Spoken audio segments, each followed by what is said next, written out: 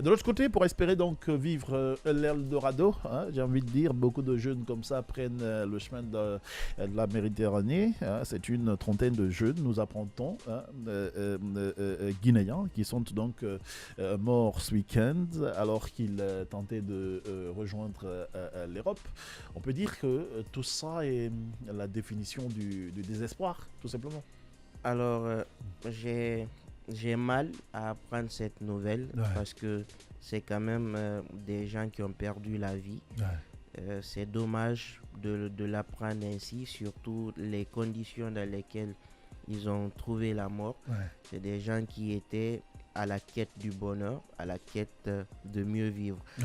Mais à tout point de vue, où à premiers abords on est tenté de dire non, le bonheur ne se trouve pas forcément ailleurs, ressortir la fameuse citation de Fatou Diom qui dit que maudite est cette Afrique qui semble ne rien apprendre, ne rien retenir de toutes ces expériences malheureuses. Ouais. Que faut-il dire ou faire pour expliquer que la terre est partout la même, où que l'on soit, qu'il vaut mieux être pauvre chez soi que chez les autres, Ouais. qui de surcroît ne veulent pas de vous. Cette citation, on nous l'a rappelée au lycée. Ouais. On disait non, vous pouvez réussir ici en Guinée, Ouais. ce qui n'est pas faux, mais il faut aussi voir le contexte et mesurer tous les paramètres. Maintenant, aujourd'hui, je dis j'ai mal parce que c'est quand même des jeunes. C'est-à-dire, c'est des gens qui ont encore du temps devant eux, Oui, qui en auraient effet. pu bénéficier En effet. de quelques bonnes années. C'est aussi la force du travail. C'est aussi des gens qui pourraient apporter ou qui pouvaient apporter Ouais. leur pierre à l'édifice Mm. et qui auraient pu proposer ou qui auraient pu aider d'une manière ou d'une autre la Guinée. Ouais. Malheureusement, ils trouvent la mort dans un contexte assez dur, assez épineux, assez calamiteux, assez difficile, il faut le dire. Aujourd'hui, c'est aussi la personnification même ou l'expression ou la matérialisation même de ce qu'on vit en Guinée. Ouais. On va me dire, non, malgré les coups durs, il faut rester. Non, à un moment donné, quand c'est insupportable, c'est insupportable. J'aurais pu faire comme les bons motivateurs, dire non, vous pouvez réussir en Guinée, vous pouvez vous battre comme il y a des modèles. Ouais. Les contextes ont changé. Avant, vous pouviez dans certaines conditions. Mais à l'allure où l'on va, si on n'interpelle pas nos autorités sur leur mission de service public, tous les jeunes finiront par partir. Le mouvement quittant le pays va prendre de l'ampleur et finalement, il n'y aura pas de jeunes. D'accord. Vous avez parfois certains responsables ou dans les départements, ils vous diront non, vous pouvez rester en Guinée, non, vous pouvez vous battre, c'est les fainéants qui vont. Non, c'est pas que des fainéants qui vont. À un moment donné, vous êtes dans un pays où votre travail est endommagé, où vous n'arrivez pas à travailler, vous n'avez pas de l'emploi.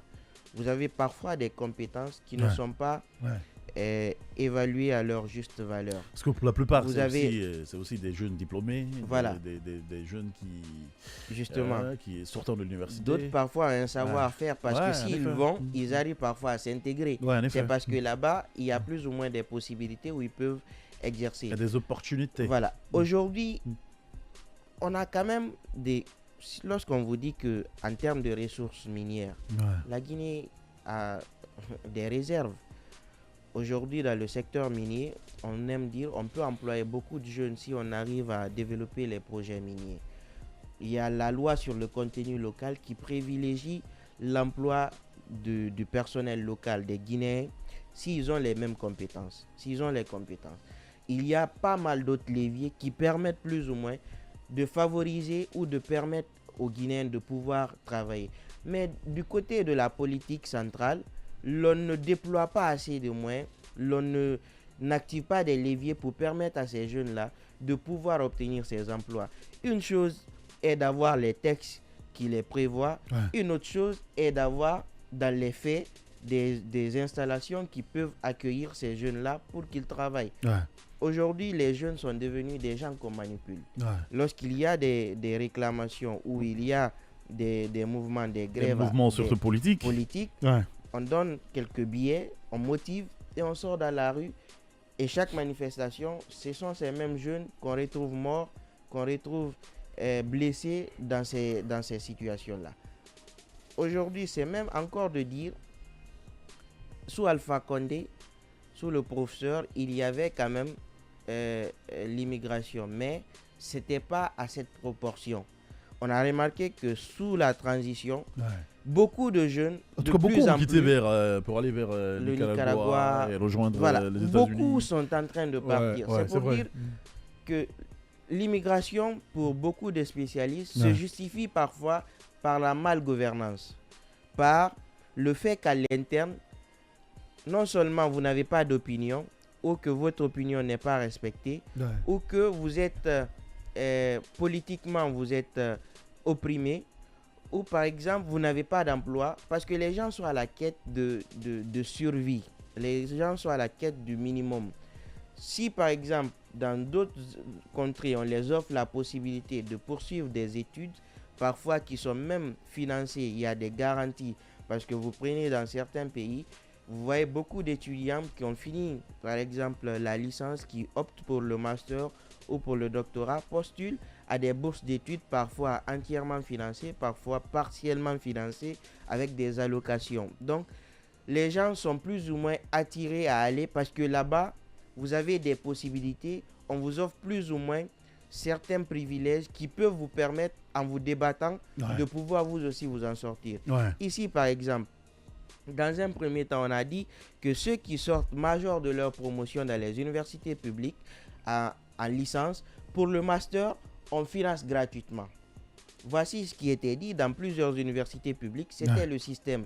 Les 2 majors de promo ne payent pas le master. Mais le constat, c'est que... mais allez-y comprendre. Allez-y comprendre. Vous avez des gens qui vous disent que non, l'arrêté ou la note circulaire qui disait ça, on ne la retrouve plus.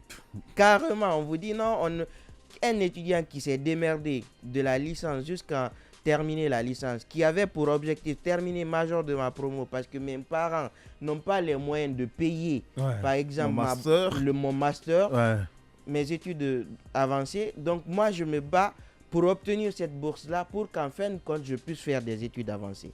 Tout au long, ses amis se réjouissaient. Lui, son souci, c'est comment étudier pour décrocher cette bourse. À l'arrivée, vous dites que la note circulaire a disparu. Vous ne la retrouvez plus. Ça ressemble plutôt à un témoignage. C'est un témoignage. Ah d'accord, voilà. C'est ce que j'ai dit. Je veux juste pas donner le nom de l'université, mais j'ai très mal. J'ai très mal. Pas pour moi. C'est écœurant. Moi, j'ai pas été major, mais je connais quelqu'un qui est victime de ça. D'accord. Voilà. Donc c'est pourquoi j'ai dit, tout est réuni à un moment donné pour se dire, à ce pays-là, c'est pas la peine de dire il faut quitter. Après, on va peut-être appeler au sursaut de patriotisme, au sursaut d'aimer son pays, au sursaut de rester, faire ce que tu peux faire. C'est vrai, c'est intéressant. Mais dans un contexte, vous ne pouvez plus avoir ce même sentiment-là à un moment donné. D'accord. C'est facile de dire j'aime mon pays lorsque tu as à manger, tu vas à l'école, ou tu as peut-être un boulot, même si ce n'est pas trop rémunéré, tu as le minimum. Tu dis j'aime mon pays, c'est dur, mais j'encaisse, je reste. Mais quelqu'un qui n'a rien de tout ça, qu'est-ce qui le pousse à rester? Qu'est-ce qui peut le retenir? Parce que dans la conception aujourd'hui, l'État doit se battre à dire je dois mettre quelque chose en place pour pouvoir retenir les jeunes. Pour qu'ils restent, qu'ils se disent c'est pas beaucoup, mais néanmoins je peux me débrouiller avec ça. D'accord. Mais le minimum même n'existe pas. N'existe pas. Donc c'est compliqué. Vous dites aux gens de rester, il n'y a pas de minimum. D'accord. Aujourd'hui, ça se comprend. Je parle de ce sujet vraiment avec le cœur meurtri. Je dis cœur meurtri, pas pour l'auteur du livre Cœur meurtri. D'accord. Mais je parle aussi de ça. Vraiment, j'ai de la peine pour ces jeunes parce que c'est quand même des gens qui ont généralement un savoir-faire. Bien. D'autres Donc jouent on peut comprendre les motivations. Voilà, d'autres jouent au foot, d'autres font des petits travaux, d'autres ont fait des études, d'autres ont quand même quelque chose à apporter. On ne peut pas laisser ces gens-là partir comme ça. Il faut les retenir, ils peuvent faire, ils peuvent apporter. organiser des activités où les jeunes vont vous présenter des projets d'entrepreneuriat. Que ça ne soit pas simplement des jeunes qui vont... Vous avez vu le concours Jeunes Entrepreneurs du récemment, frère Guiba Milimono. D'accord. Vous avez vu des jeunes avec les projets. Les gens ont du potentiel. Les gens, ils peuvent apporter quelque chose. Ouais. Lorsque vous avez des compétitions comme ça, où l'État même peut, à son niveau aussi, organiser de telles activités, permettre aux jeunes d'envoyer des projets, d'envoyer des choses qu'ils ont élaborées, vous vous rendrez compte que la jeunesse guinéenne a du potentiel. C'est avant, on disait non, les jeunes n'aiment pas. Aujourd'hui, les jeunes travaillent. Les jeunes aiment se former. Bien. Moi, vous avez des groupes WhatsApp parfois. Lorsque vous voyez des jeunes avec des ambitions, vous vous dites, waouh, lui, vraiment, il a envie de réussir. Hein. Il faut arrêter de caricaturer les jeunes. Mais il faut un accompagnement à tout ça. Il faut arrêter de caricaturer les jeunes en disant non, c'est des fainéants. Il n'y a pas que des fainéants. Et les fainéants ne sont même pas nombreux aujourd'hui. En Guinée, il y a des gens qui ont envie de réussir, qui ont du talent et qui ne demandent qu'un accompagnement pour réussir. Malheureusement, l'État ne se bouge pas. Après, s'il y a des gens qui vont par le désert ou sur la Méditerranée, qui trouvent la mort, on fait des communiqués pour dire « Ah, on est désolé, que leur âme repose en paix ». À un moment donné, on s'en fout de ces communiqués. Il faut mettre des accompagnements et permettre aux jeunes de mieux s'en sortir. Donc il faut agir avant qu'il ne soit trop tard. Il y a l'Office français de protection des réfugiés et des apatrides qui a fait un rapport et récemment a dit que la Guinée serait le deuxième pays à être demandeur de droit d'asile en France. C'est-à-dire la Guinée fait plus de demandes de droit d'asile en France parce que les chiffres s'élèveraient à près de 7000 personnes qui demandent le droit d'asile. Alors le droit d'asile, c'est généralement lorsque dans votre pays d'origine, votre vie est menacée, ou par exemple vous ne vous sentez pas en sécurité, ou vous vous sentez en danger, vous décidez donc, de vous quitter. Pouvez exprimer la demande d'asile dans un autre pays qui pourra l'examiner si les conditions sont réunies et pouvoir vous accepter. Donc aujourd'hui, c'est pour dire que au regard des manifestations qui se passent en Guinée et des répressions, il y a quand même beaucoup qui estiment qui sont en danger, bien qu'il y a aussi des gens qui se cachent derrière ces arguments-là pour pouvoir aller. Donc globalement, ça démontre aussi que à l'interne, les gens sont en train de fuir la Guinée, pas que partir. On fuit la Guinée parce que la Guinée ne nous garantit pas certains droits et nous ne sommes pas en sécurité. Pas tout le monde, mais ceux qui expriment également cette demande-là. Voilà, allez, merci beaucoup à toi Simon Pierre, merci pour cette précision.